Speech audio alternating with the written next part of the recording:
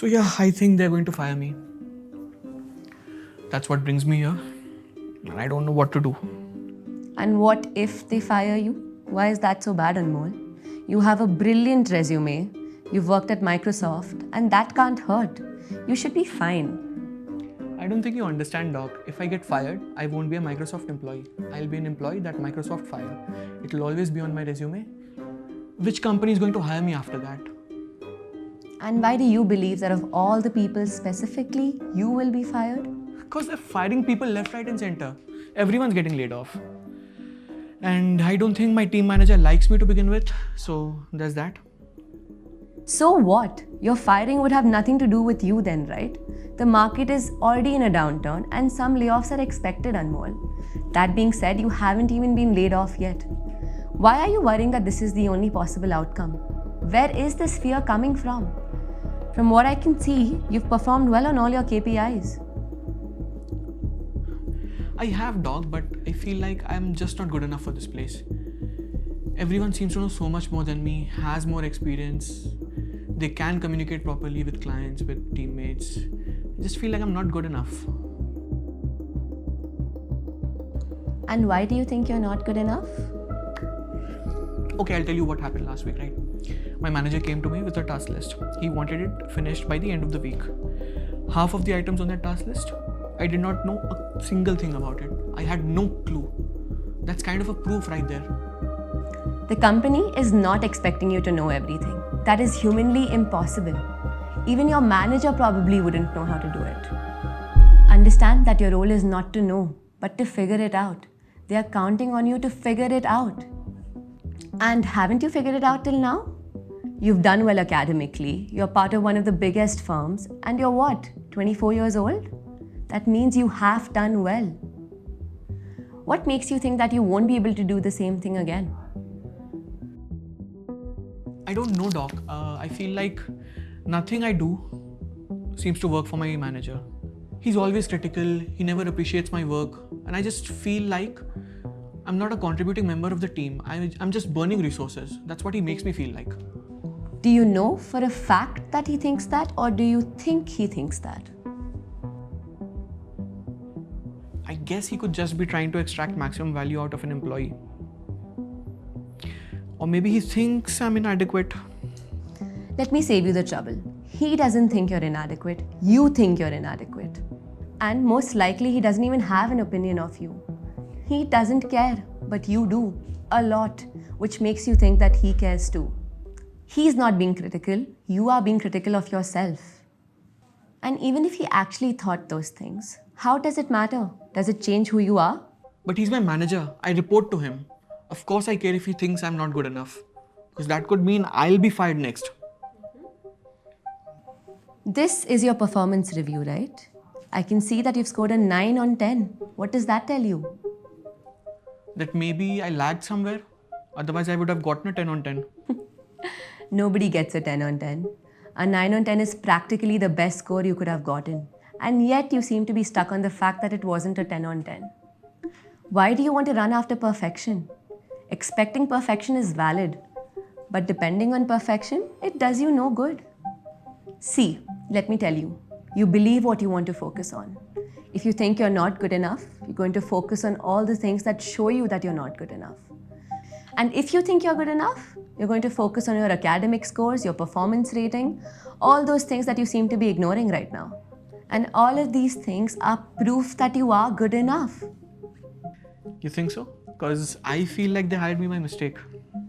Anmol, they went through 6 rounds of interviews, tested you on several parameters, invested time and money to what? Make a mistake? No, they haven't made a mistake. You're here for a reason. They trust you. But sadly, you don't. And you're listening to the wrong voice. You like working here, right? Microsoft would be anyone's dream job. I like working here, I do. Not always. What do you like about working here? Like whenever I'm able to do good work and I know everyone has appreciated it, acknowledged it. If it's a report, something, I've done good. I feel like a valued member. I feel good. And when do you not like working here? Mostly days when I feel like I'm a misfit, like I told you. Misfit? How? Misfit, like, I don't feel like I'm part of the group.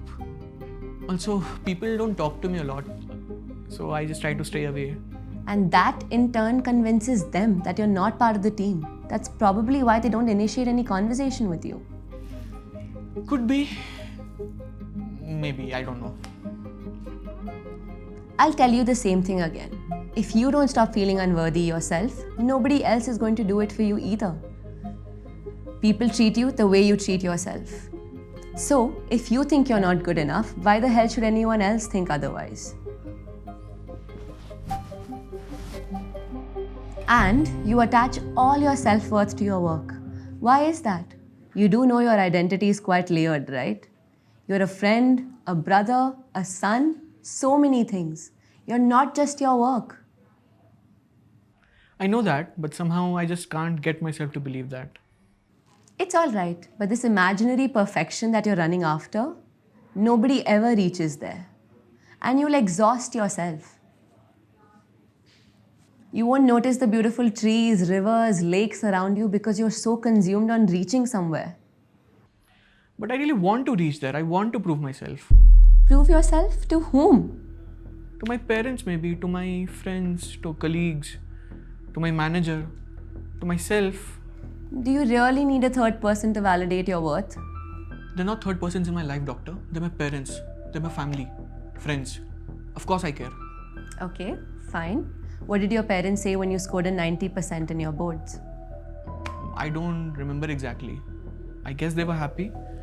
But then they also said, like, I could have gotten a better score. Were you happy with that score? I was, but I guess they have a point. I could have gotten a better score. How did you celebrate that score? I don't think I celebrated. I had JEE mains in the next month, so I guess I started preparing for that. And you did well there too. You joined Microsoft right from campus. I did, but my peers, my classmates, they got better packages, better offers. Some of them went to the US, some are in Europe. They're living wonderful lives, and I feel like I'm stuck here. Even my sister is doing better than me. I can sense how proud my parents are of her. I just feel like a disappointment. Constant disappointment. Anmol, let's do this exercise. Close your eyes. Come on, close your eyes. Now imagine your parents are in this room with you. Imagine they're saying, "We're proud of you, son." How does that feel? Yeah, I kind of feel good. See, your parents are now saying they're disappointed in you. You could have done better. How does that feel?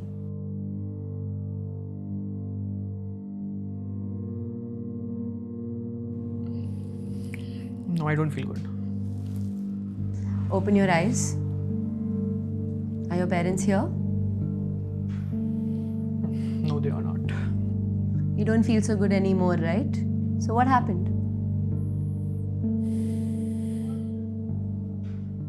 It was you all along.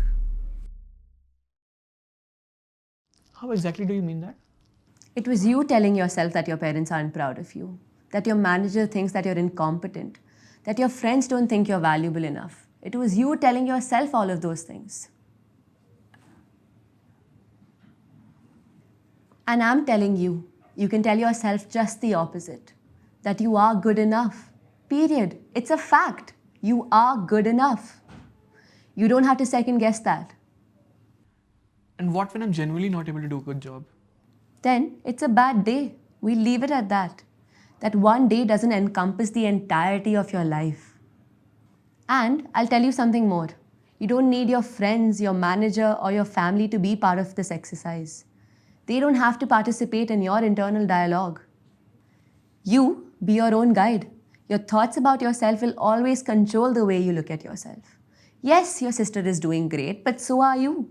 Yes, your friends are doing great, but so are you. Remind yourself of that time and time again, because it is the truth. And the truth is that you've done so well in your academics. You've backed this role at Microsoft. But what if I'm not at Microsoft tomorrow? What if they do fire me? Well, then your wonderful resume will get you an even better role. But that is a problem the future version of you has to handle, not you. We'll come to that when it happens. See, everyone is dealt different cards in life. And at the end of the game, you end up with different cards. Some rounds you lose, some rounds you win. The idea is not to win, but to have a good time. Stop focusing on the outcome and start enjoying the journey. What if I lag behind in this journey? Lag behind whom? Lag behind, I don't know, my friends, peers. Do you think everyone is on the same journey as you? Absolutely not. They don't start from the same place as you, and they won't end up in the same place as you. Why? Because they are not you. And yes, for this brief period of time, people are crossing your path, but their path is different, and so is yours. And you need to focus on your path. You need to respect your individuality and your uniqueness. That makes sense. I mean, it's difficult for me, but I guess I could start working on it. I hope I can work on it. That's all right. And one more thing. Don't let these external parameters decide your worth. You are not your job. You are not your marks. And you are not your performance rating. You are you. Thank you, doctor.